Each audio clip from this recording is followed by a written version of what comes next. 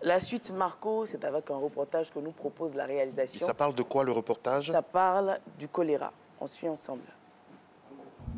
Le choléra est une infection bactérienne qui provoque une diarrhée aiguë sévère et une déshydratation. Non traité, il est mortel en quelques heures. Originaire du delta du Gange en Inde, la maladie s'est répandue à travers le monde au XIXe siècle et est aujourd'hui endémique dans de nombreux pays, notamment en Afrique, en Asie et en Amérique latine. Les pays confrontés à des crises humanitaires comme les conflits, la pauvreté extrême ou les catastrophes naturelles sont particulièrement touchés en raison du manque d'accès à l'eau potable et à un assainissement approprié. L'infection se propage dans l'eau potable ou la nourriture touchée par la bactérie du choléra, très contagieuse car elle contamine les selles de malades. Après une période d'incubation comprise entre 12 heures et environ 5 jours, les épidémies peuvent rapidement flamber. En 2015, le nombre officiel de décès était de 1304.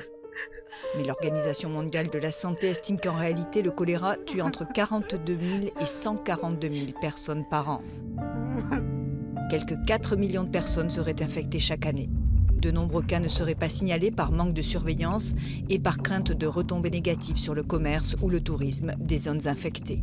La plupart des personnes infectées par le choléra ne développent aucun symptôme, mais les agents pathogènes peuvent rester dans leurs selles plus d'une semaine, ce qui signifie que l'épidémie peut se propager dans les zones où l'assainissement est médiocre.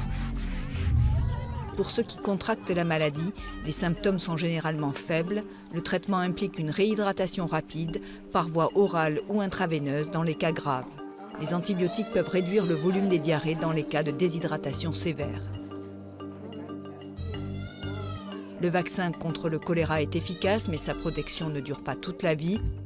Pour lutter contre le choléra, il faut assainir des réseaux d'eau potable, construire des sanitaires convenables et créer de meilleures conditions d'hygiène et de sécurité alimentaire.